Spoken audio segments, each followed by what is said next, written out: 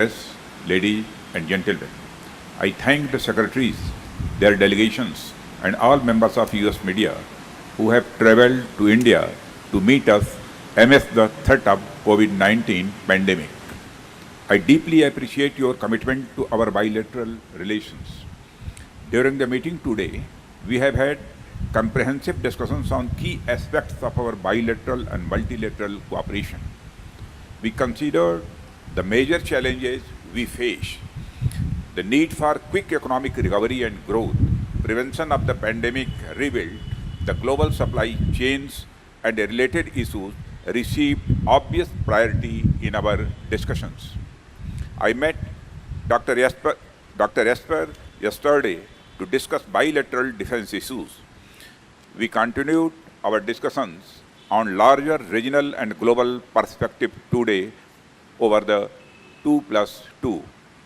Signing the BECA today, after signing the LEMOA in 2016 and COMCASA in 2018, is a significant achievement in that direction. I would also like to highlight some of the other noteworthy steps taken by both India and the US in follow-up to our earlier discussions. These include positioning of US Navy liaison officer and Indian Fusion Center, Indian Ocean Region, and Indian liaison officer at Navicent, Bahrain, greater interaction and coordination with CENTCOM and AFRICOM, setting up of the COMSEC account and increasing the scope and complexities of our exercises.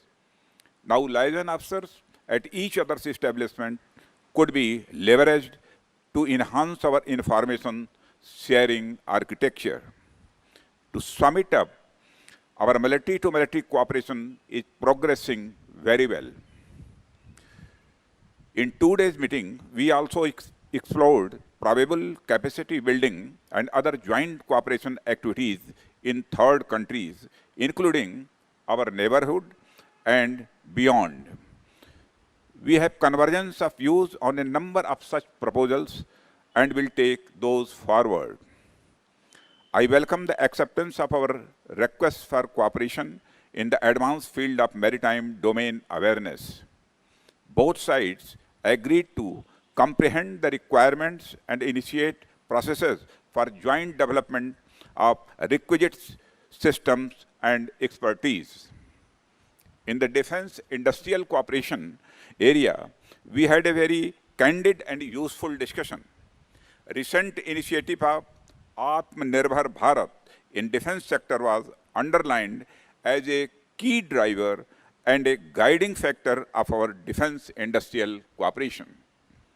I highlighted the capabilities of Indian defense industry and their usefulness in the supply chain of major US platforms and systems.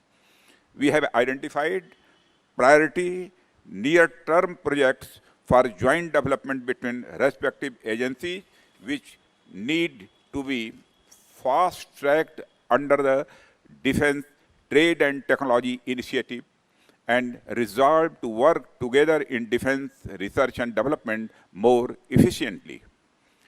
Defense innovation field was being growing consistently in our discussions in recent years.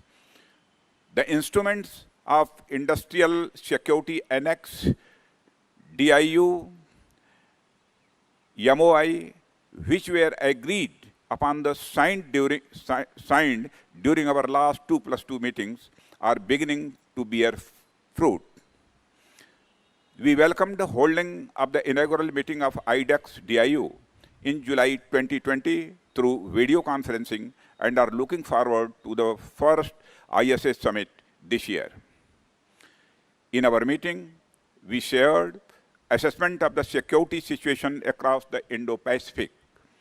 In that process, we reaffirmed our commitment to peace, stability, and prosperity of all countries in the region. We also agreed that upholding the rules-based international order, respecting the rule of law, and freedom of navigation in the international seas, and upholding the territorial integrity and the sovereignty of all states are essential. Our defense cooperation is intended to further these objectives. Both sides welcomed Australia joining the forthcoming Malabar exercise. We appreciate the visit of Secretary Pompeo and Secretary Esper to India. We had a very constructive dialogue and will continue to work together to strengthen our engagement in defense, security, and other areas. Thank you very much. Thank you, sir. May I now call upon the Honorable Mark Esper, Secretary of Defense, for his remarks.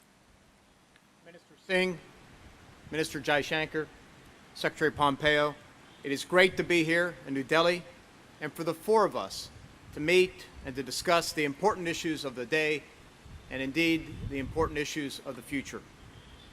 As the world confronts a global pandemic and growing security challenges, the United States-India partnership is more important than ever to ensure security, stability, and prosperity of the region and the world.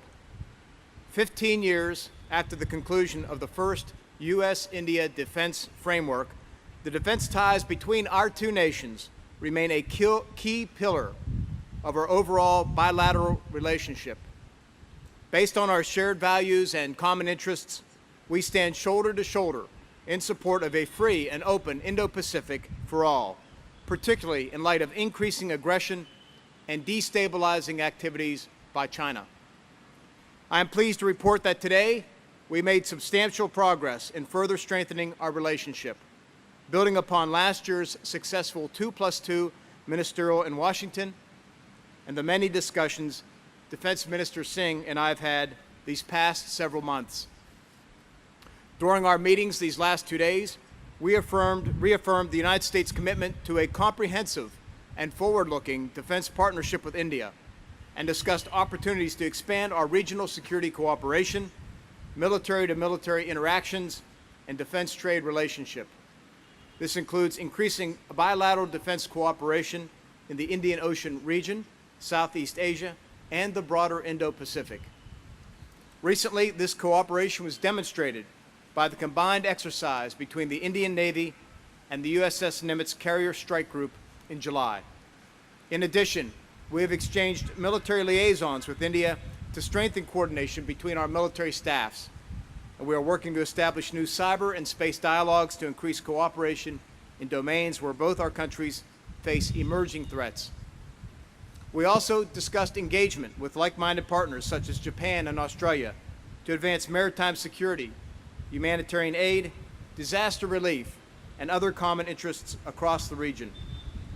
India's recent decision to include Australia in the upcoming Malabar naval exercise alongside American, Indian, and Japanese forces reflects an acknowledgement of the importance of working multilaterally together to address global challenges. Defense information sharing, both at the service and joint service level, is another area in which we are making significant progress. It is important to note that we achieved a significant milestone today with the signing of the Basic Exchange and Cooperation Agreement, the last of the foundational defense agreements between our countries, which enables greater geospatial information sharing between our armed forces. We also reached agreement to expand secure communications capabilities between our militaries and among defense leadership. Finally, our defense trade and technology cooperation continues to grow, as reflected in India's acquisition of Apache and Seahawk helicopters earlier this year. We look forward to advancing sales for other key defense platforms, including fighter aircraft and unmanned aerial systems. Despite today's challenging security environment, the partnership between the United States and India, the world's two largest democracies, remains resilient, strong, and growing. I want to thank my Indian counterparts for their hospitality and leadership as we continue to work to deepen our cooperation, advance our shared interests and values, and defend international rules and norms. Thank you. Thank you, sir. Now I call upon the Honorable Michael Pompeo, Secretary of State, to make his remarks. Thank you. Good afternoon, everyone. Minister Jaishankar, Mr. Singh, thank you for hosting Secretary Esper and I. Minister Jaishankar, it's great to see you again after having been with you so recently in Tokyo with our Quad partners earlier this month. Big things are happening as our democracies align to better protect the citizens of our two countries and indeed of the free world. And it's an honor to visit this great nation. It's my third trip here as America's Secretary of State. When I was here last year, I urged two countries to embark on a new age of ambition in our relationship, and I think we have absolutely done that, and that the conversations that we held today reflected welcome progress towards that goal. Thanks to Prime Minister Modi and President Trump's leadership and our shared values, our ties are growing stronger day by day. This morning, we visited the National War Memorial to honor the brave men and women of the Indian Armed Forces who have sacrificed for the world's largest democracy, including 20 that were killed by the PLA forces in the Galwan Valley in June. The United States will stand with the people of India as they confront threats to their sovereignty and to their liberty. As to our discussion these 2 days, look, our joint efforts to fight the pandemic, which we talked about at great length, are a strong signal that our nations are committed to working together and expanding our partnership across many fronts. U.S. health agencies are working closely with government partners of India on the COVID-19 response. Indian companies, too, are cooperating with Gilead to manufacture remdesivir for use by low and middle-income countries all around the world. And several Indian and U.S. companies are working together to test and manufacture potential vaccine candidates. Further, I'm proud to announce today new agreements between the United States Department of Health and Human Services and the Indian Ministry on Health and Family Welfare to enhance health cooperation. It could not come at a better time. The challenge of defeating the pandemic that came from Wuhan also fed into our robust discussions about the Chinese Communist Party.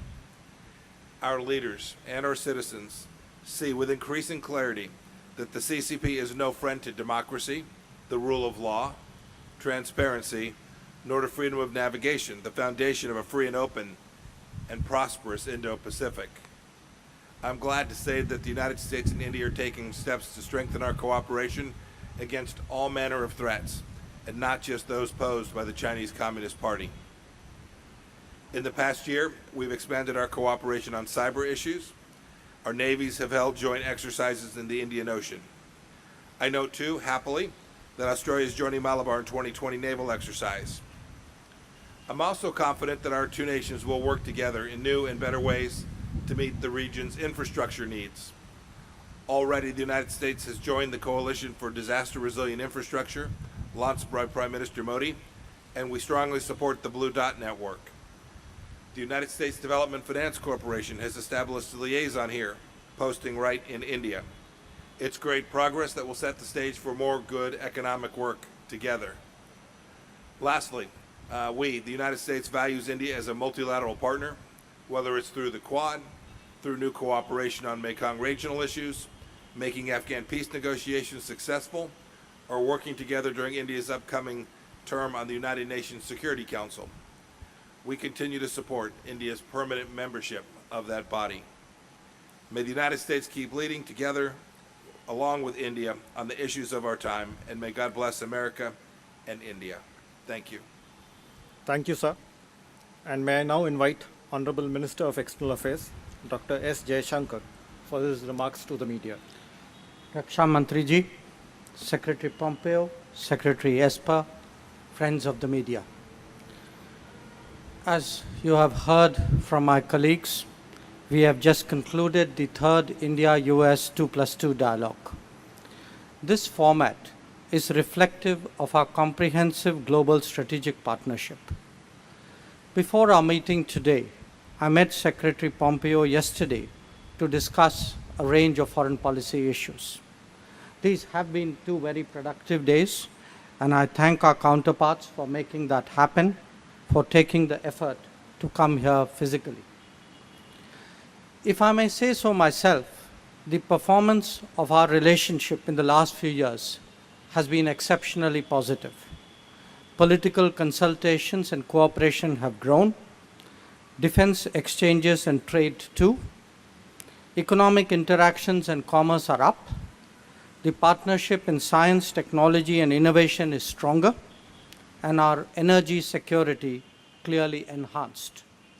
Not least, the unique people-to-people contacts that defines this relationship remains vibrant, whether in the flow of talent, in education, or in tourism.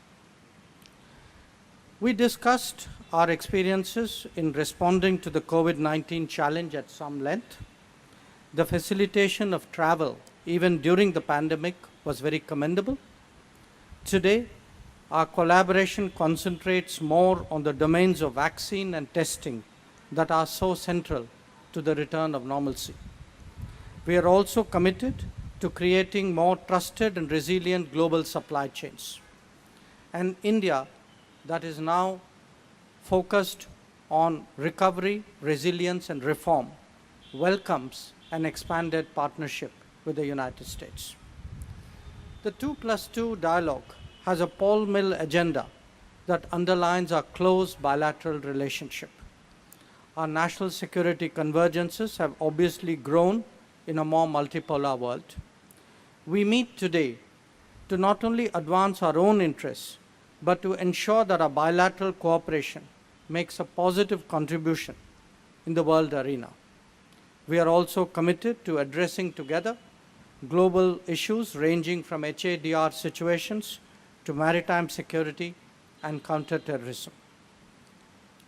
As you have heard from my colleagues, the Indo-Pacific region was a particular focus of our talks.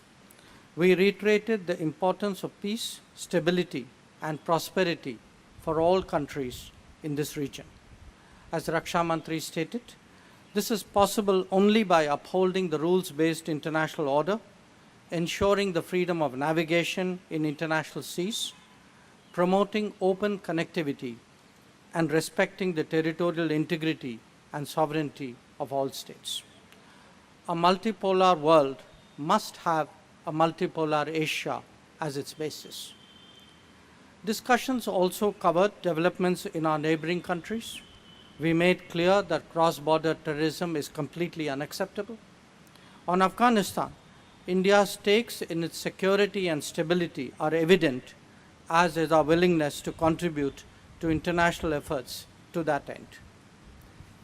India enters the UN Security Council on the 1st of January 2021 as a non-permanent member. We look forward to working with the United States there as in other multilateral platforms. In conclusion, I thank Secretaries Pompeo and Esper once again for a very useful and very fruitful 2+2 dialogue. Thank you, sir. Thank you, sir. Now moving on to questions for the dignitaries. Given the time constraints, we will take 2 questions from the Indian media pool, following which Principal Deputy Spokesperson from the Department of State, Mr. Cale Brown, will invite 2 questions from the US media pool. From the Indian media, the first question is from Siddhant Sibbal from WION, followed by Manas from PTI. Siddhant, you may like to go ahead.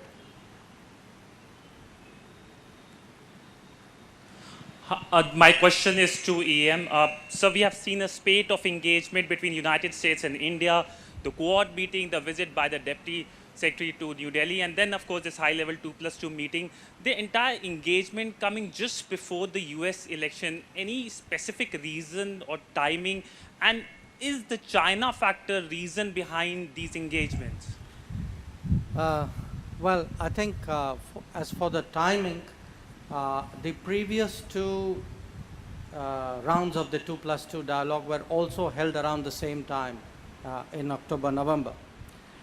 As for what is the factor for holding it, there isn't one factor, there are 2 factors. One is called India, the other is called the United States of America. If you look at the growth of this relationship, as I pointed out in virtually every domain, it's actually been very, very remarkable over the last 20 years, but I would say especially the last few years.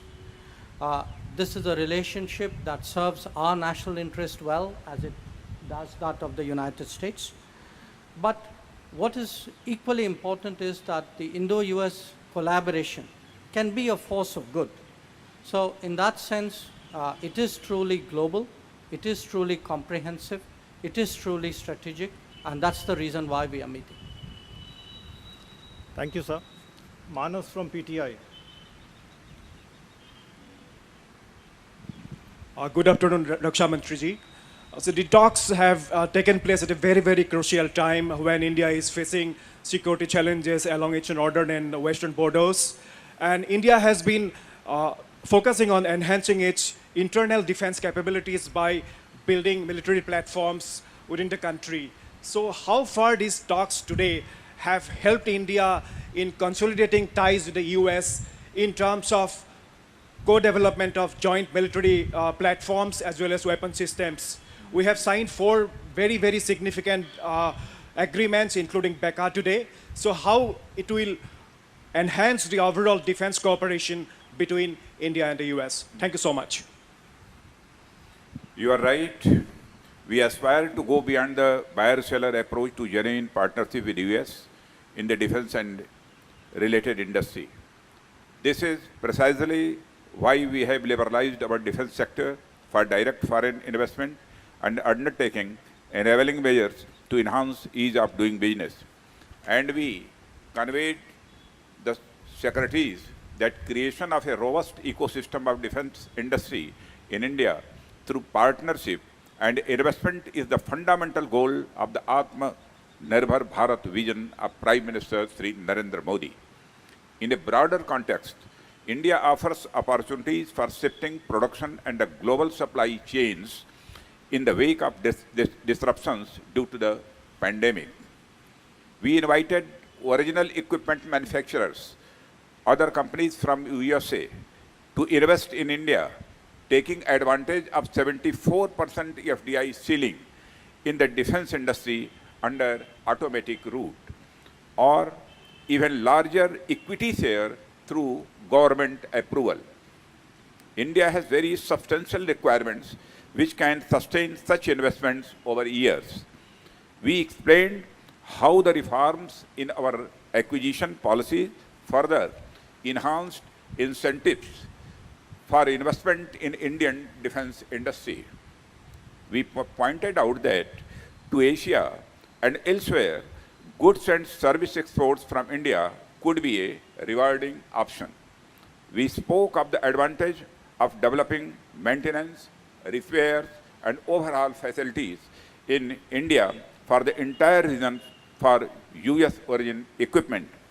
The visit of secretaries has been wonderful opportunity to elaborate on the initiatives of self-reliant India.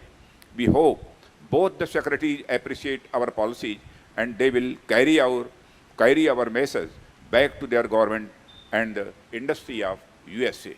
Thank you very much. Thank you, sir. Now may I request Mr. Cale Brown to invite questions from the US media. Over to you, Cale. And I'll turn to our U.S. colleagues for one question per, and I'll ask you to identify to whom you're directing your question. Let's start with Paul Hanley from AFP.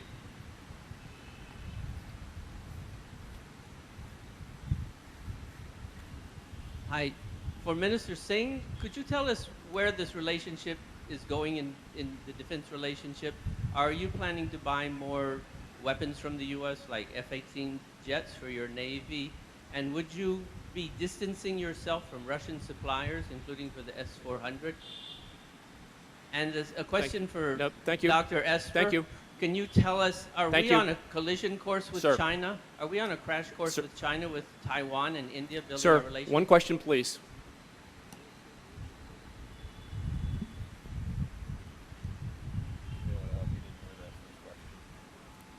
What's that?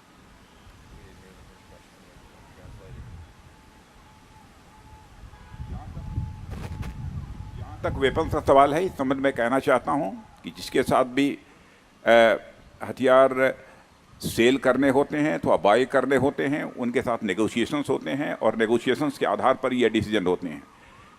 किसके साथ लेंगे, किसके साथ नहीं लेंगे, ये निर्भर करता है वो हमारे नेगोशिएशन के ऊपर.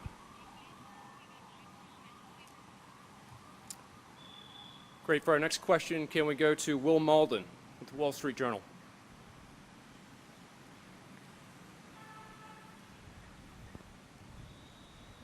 Thanks so much for having this. And Secretary Pompeo, if I could ask you, other than the major defense pact that was signed on the geospatial cooperation, what other measures did you speak about with your Indian counterparts that would help with ensuring a free and open Indo-Pacific and potentially confronting a more aggressive China?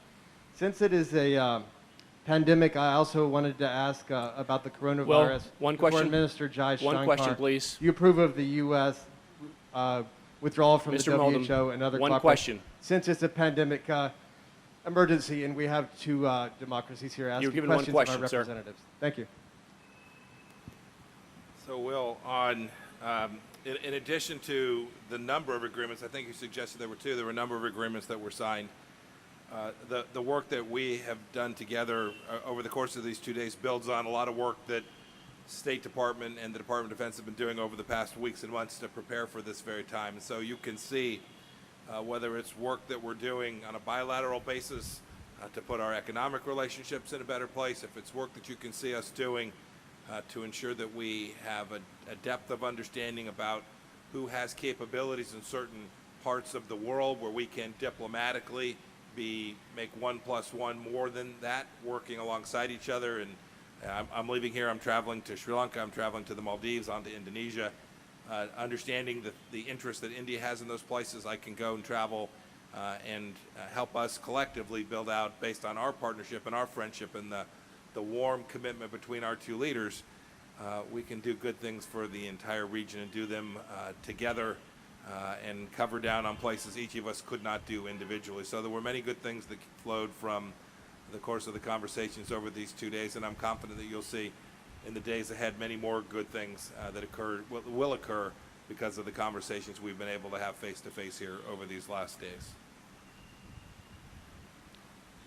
Thank you, sir. This concludes this media event, and I thank you all for joining.